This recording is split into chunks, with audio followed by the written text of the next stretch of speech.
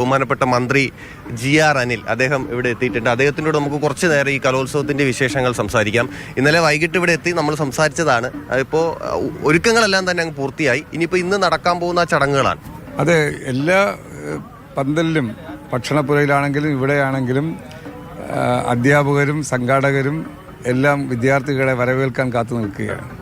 ഇവിടെ മാധ്യമ സുഹൃത്തുക്കൾ ഞാൻ വരുമ്പോൾ എല്ലാ മാധ്യമ സുഹൃത്തുക്കളും ഇവിടെ തയ്യാറായി നിൽക്കുകയാണ്. ഭക്ഷണപ്പുരയിൽ അവർ 6:30 ചെല്ലുമ്പോൾ അവിടെ കുഞ്ഞുങ്ങളെ കാത്ത് എല്ലാം ഒരുക്കി ഭക്ഷണപ്പുര തയ്യാറായിരിക്കുകയാണ്. ഇതാണ് ഈ സ്കൂൾ കലോത്സവത്തിന്റെ രജിസ്ട്രേഷനും മറ്റു കാര്യങ്ങളും കൃത്യമായി നടക്കുന്നു. എല്ലാം കൃത്യമായി നടക്കുന്നു. രാത്രി ഇന്നലെ 9:30 മണിക്ക് അവിടെ ചെല്ലുമ്പോഴും എല്ലാ അധ്യാപകരും അതിൻ്റെ ചുമതലപ്പെട്ടവരുമെല്ലാം ഉറക്കമൊഴിച്ചിരുന്ന് അതിനെല്ലാം പ്രവർത്തനങ്ങളിൽ നേരിട്ടിടപെടുന്നുണ്ട്. ഈ പരാതികളോ പ്രതിഷേധങ്ങളോ ഇല്ലാതെ കലോത്സവം കൊണ്ടുപോവുക എന്നുള്ളതാണ് നമ്മുടെ ഉദ്ദേശം. പക്ഷെ എന്നാലും ചില പരാതികളൊക്കെ സ്വാഭാവികമായും വരാൻ സാധ്യതയുണ്ട്. അല്ല, കുട്ടികളുടെ കലോത്സവമാണ്. അത് കുട്ടികൾക്ക് വിട്ടുകൊടുത്താൽ അനാവശ്യമായിട്ടുള്ള പല സംഭവങ്ങളും ഒഴിവാക്കാൻ കഴിയും.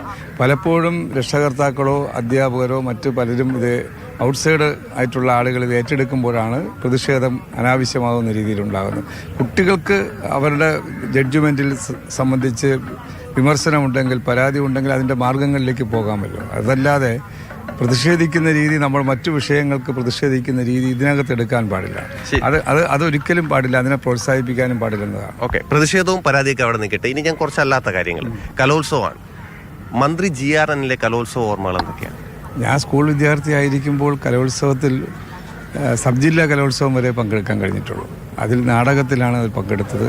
അതിന് മുകളിലേക്കുള്ള മത്സരങ്ങളിൽ എനിക്ക് പങ്കെടുക്കാൻ കഴിഞ്ഞിട്ടില്ല. നാടകത്തിൽ അഭിനയിച്ചിട്ടുണ്ട്? അതെ, അതുകൊണ്ടാണ് സ്കൂളിൽ പഠിക്കുമ്പോൾ നാടകത്തിൽ അഭിനയിച്ചിട്ടുണ്ട്. അപ്പോഴേ ഉണ്ടായിരുന്ന എന്തെങ്കിലും ഒരു ഓർമ്മയോ? അത് ഇപ്പോഴത്തെ എന്തായാലും ഒരുപാട് മാറിയിട്ടുണ്ടല്ലോ. എല്ലാം മാറിയല്ലോ. അത് അന്ന് നമ്മൾ അർദ്ധരാത്രി വരെ കാത്തിരുന്നാണ് അതിൽ പങ്കെടുക്കുന്നത്. ഇന്ന് ഓരോന്നിനും ക്രമവും സമയവും എല്ലാം നിശ്ചയിച്ചിട്ടുണ്ട്. അതിനുള്ളിൽ നടത്തിയെടുക്കാനുള്ള പരിശ്രമമാണ് സംഘാടകരെപ്പോഴും ഇപ്പോൾ ആലോചിക്കുന്നത്. അതാണ്, ഒരു നാടക നടനാണ്. നാടകത്തിൽ മാത്രമാണോ അതോ വേറെ ഏതെങ്കിലും? നാടകത്തിലും പിന്നെ സ്പോർട്സിൽ പങ്കെടുത്തിട്ടേ ഉള്ളൂ. അത് നമ്മൾ കലോത്സവമല്ലോ, കായികമേളയാണ്. ഓക്കെ, എന്തായാലും കാര്യങ്ങളെല്ലാം മംഗളമായിട്ട് നടക്കട്ടെ. അപ്പോൾ മന്ത്രി അദ്ദേഹം സംസാരിക്കുന്ന സമയത്ത് അദ്ദേഹത്തിന്റെ പഴയ ഓർമ്മകളൊക്കെ പറയുന്നുണ്ടായിരുന്നു. MT നിളയിൽ അദ്ദേഹം രാവിലെ എത്തി.